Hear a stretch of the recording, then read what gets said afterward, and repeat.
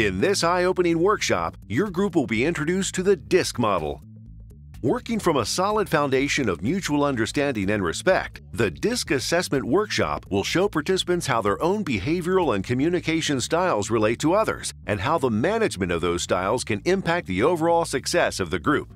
So if people feel comfortable with it now, okay, knowing that there's no good styles, no best styles, this isn't for labeling, but much more for understanding, and knowing that everyone is a mixture of styles. The DiSC model provides non-judgmental language for exploring behavioral styles across 4 primary dimensions. This very popular professional development workshop, designed to evoke self-discovery, serves as a vehicle for open conversations that will transcend participants' professional lives. How many people know someone in your life that is a really strong D dominant style person?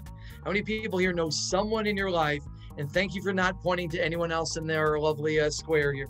Using the DiSC profile tool, participants will be introduced to a guiding framework for understanding the behaviors of others and how to best utilize these relevant differences in the workplace.